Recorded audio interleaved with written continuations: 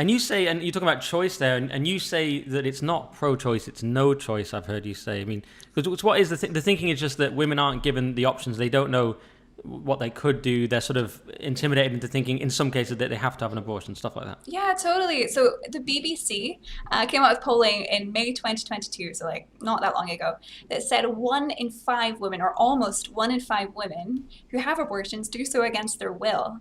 That's a terrible statistic. Whether you identify as pro-life or pro-choice, like nobody wants women to be in this situation where they feel that they have no choice other than to have an abortion. Maybe that's coercive pressure from their partner. Maybe that's economic pressure because they don't have a job and they don't know how they're going to cope bringing another life into the world.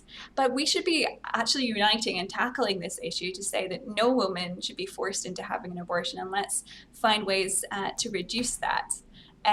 So yeah, sorry, I've lost track of your question because I got so passionate about the answer.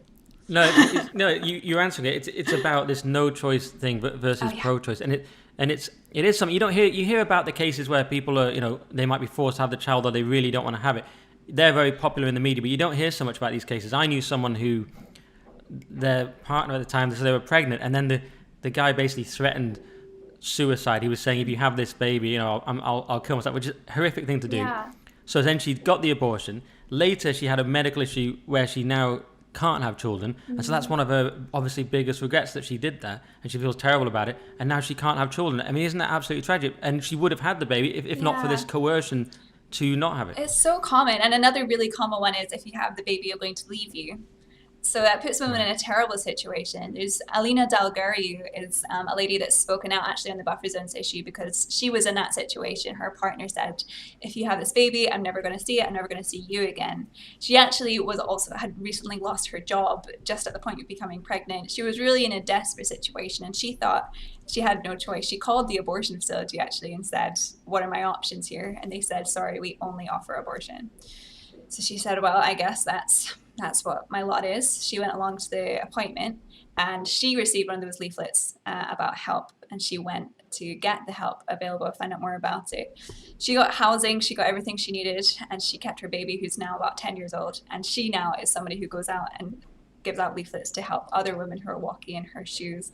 And those are the voices of women that you never hear about. You never hear about the women who have abortion regret in the media, or who had a positive experience in taking the help on offer from pro-life women, because these are real women, and often they have been in vulnerable situations and they don't get booked on different TV shows, they don't get in front of the microphones, but they are actually the ones who suffer most at the consequences of these policies, which either shove women down a road, a path into abortions that they don't want, or take away the help that they would like to have. So I think that's a really important voice in the debate.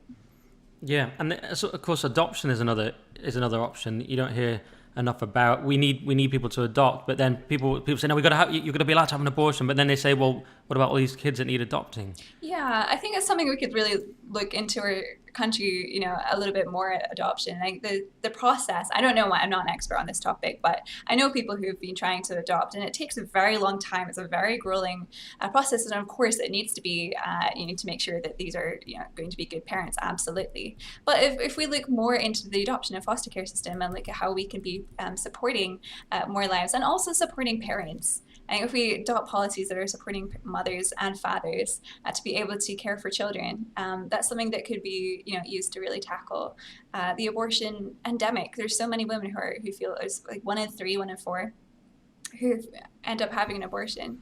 It's not a good situation for our society to be in. Let's help women a little bit more.